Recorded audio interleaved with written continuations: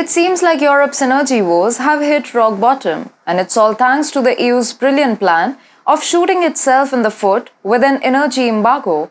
Talk about a self-inflicted wound.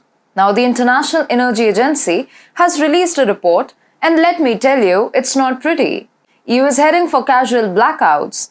Hi and welcome, I'm your host Vedika. Let's begin with a video report. Remember when Europe was all about industrialization and progress after the World War II? The continent's energy consumption soared to power its booming industries, and rightfully so. But fast forward to the 21st century and things took a sour turn.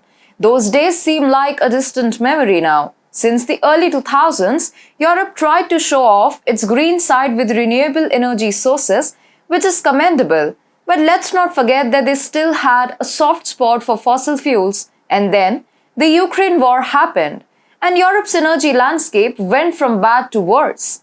The EU's bright idea of slapping an embargo on Russian energy turned out to be the biggest disaster in recent times. And guess who is suffering the most now? Yep, it's the common Europeans who are sitting in the dark, wondering where all the electricity went. Now a new IEA report has come out, and it's painting a pretty grim picture. European electricity consumption is at its lowest in 2 decades, a whopping 3% drop in demand this year, and the EU's declining industrial output is the culprit.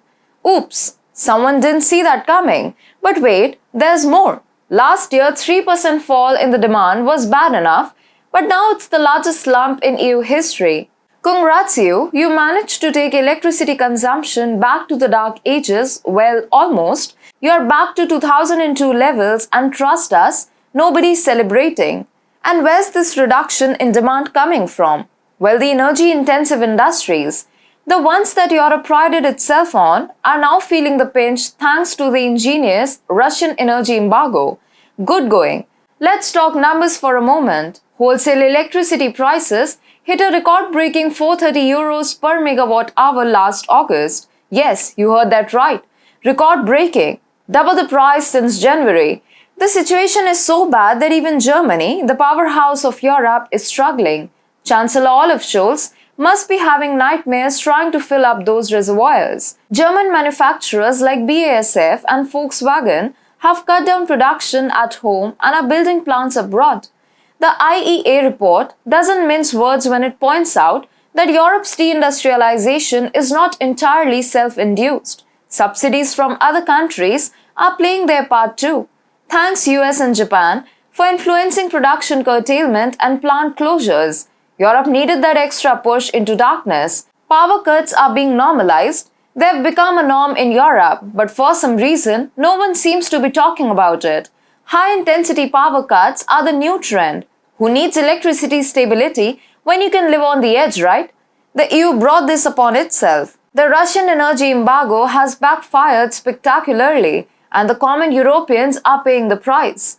The continent's developed might have been impressive, but its decision-making skills were not so much. So here's a piece of advice to the EU. Get your energy priorities straight, stop shooting yourself in the foot with ill-conceived embargoes, and think about a sustainable, practical energy plan. Europe's development doesn't have to be a tragic comedy. It can be a success story if you just turn on the lights and get your act together. Maybe if you had not fallen for Biden's provocation, things could have been better.